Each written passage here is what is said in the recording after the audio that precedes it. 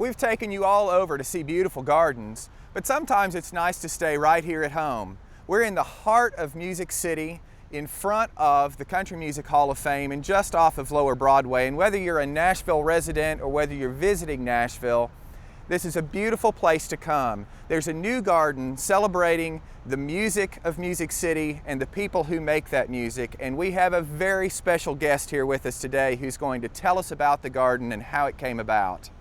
Troy, welcome to the Nashville Music Garden. Thank you so much for taking time out of your busy schedule to join us down here. Wouldn't miss it. This is a beautiful, beautiful place to be. I'm very proud of it. And you were sort of instrumental in helping get this garden going. In a very tiny way.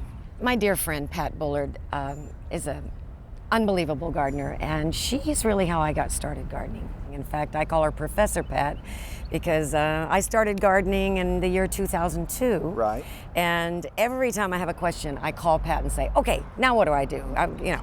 Well, anyway, I gave Pat as a thank you, and I love you. When I got some of my Barbara Mandrell roses, Gene King is the gentleman that hybridized them in 1980 something.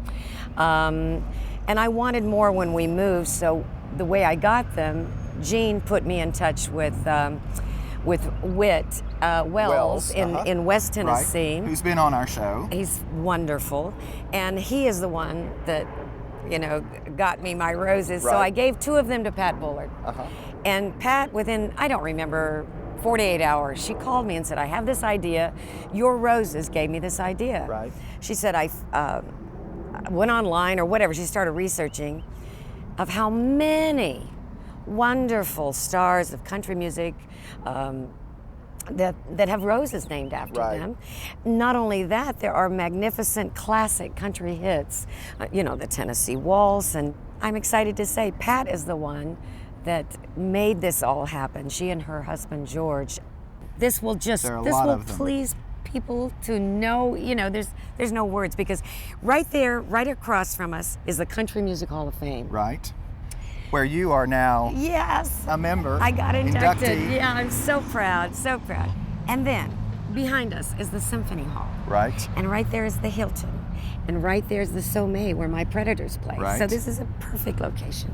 People pass here all the time. We have our walkway of stars. It is a gorgeous spot, and not only are you represented here, and I know your rose has been around probably as long as a lot of them have, because it was one of the first ones. Other than Patty Page is the Tennessee Waltz, which, Patty Page. Right. I mean, she's going to be here on September 29th, many, many stars.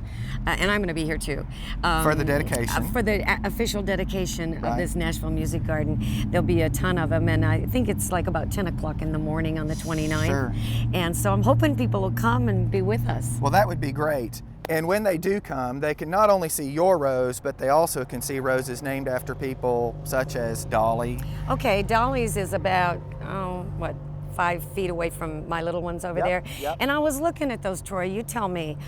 When I showed Pat, I said, now what's up? These are my roses that Gene did for me that are these beautiful little pastel miniature roses. Right. And then there's this fabulous big bush with these gorgeous voluptuous red, blooms. orange bush. I said, for Dolly, what's up with that? Why is hers like voluptuous and mine is this little bitty, Well, we'll leave that up to them. I love it. Dolly is the sweetest person, and that rose is gorgeous, but not nearly as gorgeous as Dolly is. Nothing is as pretty. And then my girlfriend Reba McEntire, her rose over here, and my dear, dear friend of so many years of my life, Minnie Pearl. Right. She has her roses here. She had a very special I place miss in her your heart. so much. I miss that lady. I wanted to share with you because you're the gardener. But guess what? Since the year 2002, you're the gardener I'm a too. gardener, and I'm just very excited because I wanted to start with a fountain. Right. And then my husband and I had never mosaiced, but the concrete below, we mosaiced it, and then it just went from there. And it's just grown, and it will continue to grow. Busy. I laid the walkway through the garden, and I designed the patio how it would be for the pictures of it are absolutely beautiful. Well, thank you. But absolutely beautiful. I think gardeners have a special. When you meet somebody that gardens, and you're a gardener, you're immediately There's a special tied. connection Yes, there. there is. And I think the thing that I love about this garden is not that it just brings the gardeners to town, but it also ties gardening and music together in such a beautiful way. It's all the same in common with what the music and the love. It makes people feel an it's emotion. all about love. It's all about a connection. Yes, absolutely. It really is. And I love it so much. And except in my garden, when I get that little black spot stuff, I just don't love that very much. I know, me either. And it's always something. It's just my delight because I see how really mighty God is in my garden. Right. It's almost like having worship or service or lessons. Even the bugs. Even the bugs. They are. Whether we want them or not. And I make compost, and I marvel at the process. It's amazing. It's amazing. It is. It's an amazing thing. Well, Barbara, thank you so much Thank again you. for taking time out of your busy day. I know you've got a million things going on. I love this show. I'm very hungry to hear the people that you speak with, Thank and you. I'm very hungry for the knowledge that you share and seeing all the different sites. I appreciate it. But you come see the Nashville Music Garden. And I was listening to the Opry when all of my friends were digging rock and roll and rhythm and blues. 'Cause I was country when country wasn't cool. Now, Troy has more famed flowers. The rose next to me is the Pamtillis rose, and it's another of the miniatures. And you can see that it's only about 2.5 feet tall, with a small pink flower that sort of changes color. It opens actually kind of a light coral pink and then fades to a very pale pink before the petals fall off. So you get a little bit of color change, and that's a very nice feature in this little rose. For a great small plant that packs a lot of punch, Ring of Fire can't be beat. You can see when the flower opens, it's kind of a bright yellow with an orange edge, and it fades to kind of a creamy color with more of a coral edge. So you get multiple colors on one plant, and it's just barely knee-high. And it also seems to be fairly disease resistant. So this looks like it's going to be a great little garden plant.